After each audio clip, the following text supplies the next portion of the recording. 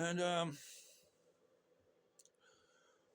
yeah, I don't want to get into this, the vision of the coming into being in the material plane that I had, which allows for these three perspectives to be valid from an intellectual point of view. If you see it, it's a question of a logic of coming into being that we all participate in, but it had a beginning, and making it having it had a beginning in the physical world. Oh my God! And now one of the things about these three perspectives that I'm finding amazing. Listen, I had all these visions back when I was 16, 17, and I arrived at them consciously, not from a near-death experience. And I can explain exactly how I got there. Reducing, trying to find ultimate meaning, and eventually you get to a place where all you really know is that you're there to look at things, including you thinking, oh shit, I'm looking at my own thoughts. Those are kind of happening somewhat on their own.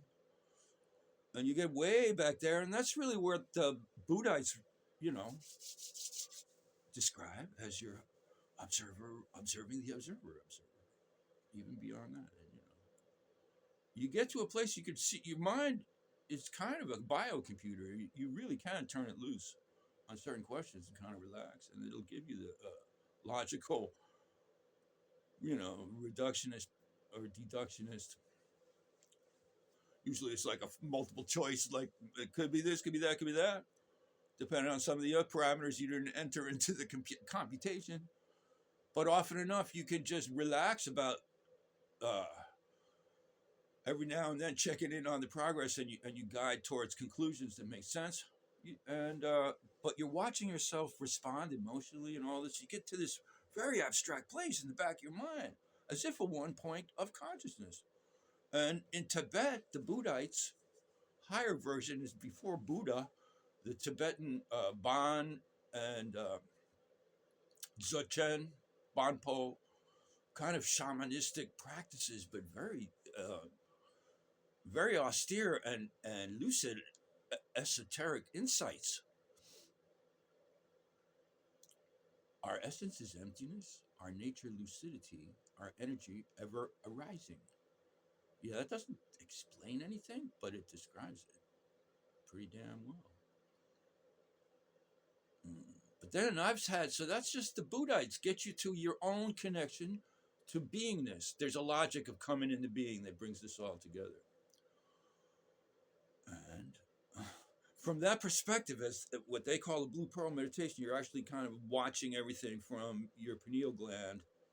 And it's all, if you can get to that place where you're just pure receptive energy, your own thoughts are dancing in front of you. It's advised to be really grounded before you try this, because you disassociate. You can, like, who am I anymore? What is being a me? That's how crazy it can be. And people thought, and so that's why they don't teach this without a lot of preamble, and it's not written down anywhere. So it was surprising to the Dzogchen teachers I encountered when I was 28 or something.